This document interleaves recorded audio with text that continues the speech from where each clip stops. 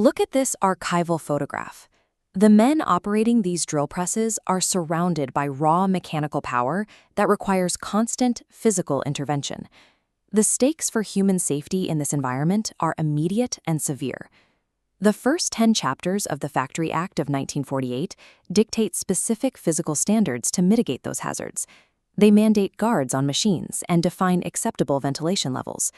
But a list of written rules possesses no inherent power without a mechanism to enforce them on the factory floor. Enforcement requires specific legal gears to lock into place, binding the machinery operators, the labor force, and the government into a single functioning system. Chapter 11, spanning Section 107 to Section 120, provides those gears. It acts as the operational code governing exactly how management, labor, and the state interact to execute the law. This 3D matrix visualizes that code. It separates the chapter into 3 structural pillars: blue for management protocol, orange detailing labor dynamics, and gray representing state administration.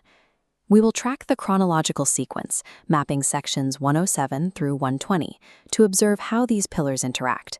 Navigating this sequence is how a facility translates a theoretical legal guideline into physical compliance. We begin with Section 107 in the management pillar. It functions as the occupier's primary defense against strict orders handed down by state inspectors. If management disputes an order, they have 30 days to transmit a formal appeal to the appellate authority. They can request the appeal be heard with an assessor, an industry representative bringing technical context. But the Act limits procedural delays. If the industry fails to appoint an assessor before the hearing time, or if the assessor simply does not attend, the state appellate authority will legally proceed and rule on the appeal without them. While Section 107 offers a structured defense, Sections 108 and 109 pivot immediately to enforce total transparency from the occupier. Section 108 dictates that abstracts of the Act, along with the names and addresses of the inspector and the certifying surgeon, must be displayed at the main entrance. This text must be printed in English and in a language understood by the majority of the workers. Section 109 then authorizes the state government to draft rules dictating the exact physical or administrative manner in which legal orders are formally served to those managers. Section 110 compounds this oversight by mandating returns. Occupiers must submit periodic operational data directly to the state, providing continuous compliance metrics. Sections 107 through 110 construct a strict exchange for management. They possess a formal mechanism to challenge state inspectors, but they surrender internal operational visibility to do so. Moving from management to the factory floor, this photograph of women assembling telephone components grounds the next sections in reality. These operators are the physical subjects of Chapter 11. Under Section 111, safety is not exclusively the employer's burden. The law places specific, binding obligations directly on the worker. If a worker willfully interferes with safety appliances, acts without reasonable cause to endanger themselves, or neglects protective gear, they face prison or a fine. To balance those penalties, Section 111A grants the worker 3 affirmative rights. First, the right to obtain direct information about their health and safety from the occupier. Second, the right to receive sponsored training regarding workplace hazards.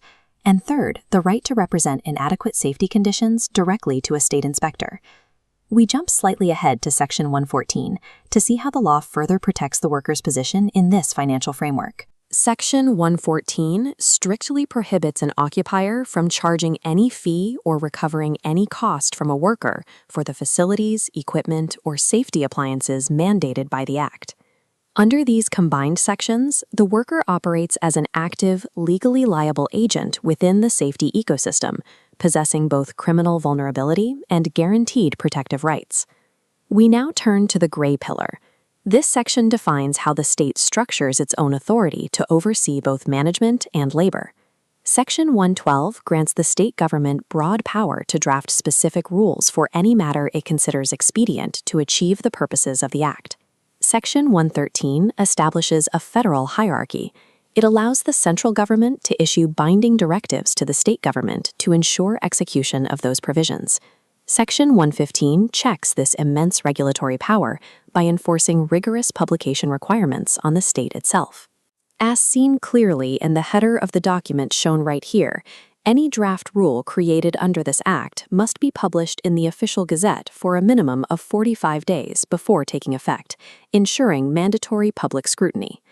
Section 116 closes a critical enforcement gap by applying the entire Act to factories owned by the central or state governments. The state cannot exempt its own facilities from the rules it imposes on private enterprise. Finally, Section 117 provides structural immunity for the personnel enforcing these codes.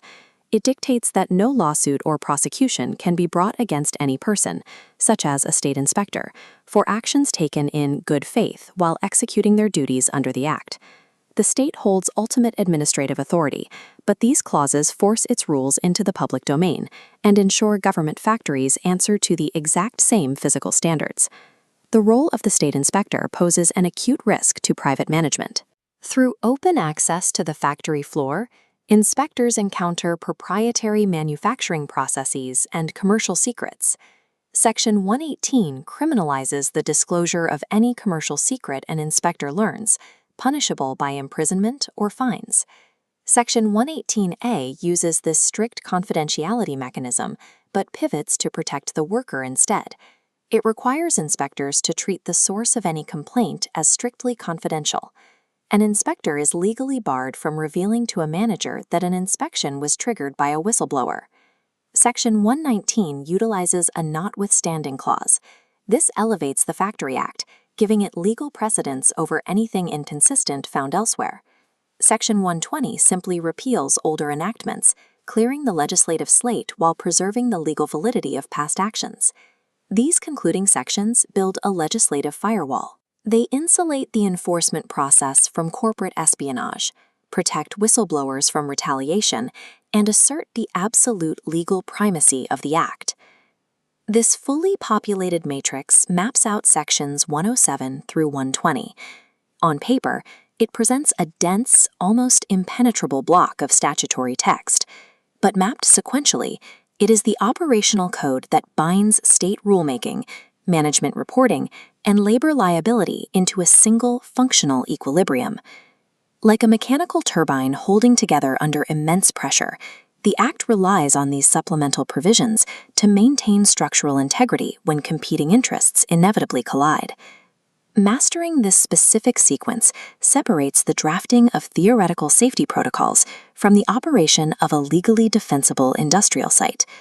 Without the architecture of Chapter 11, the standards of the Factory Act are only suggestions. With it, they become the enforceable reality of the facility floor.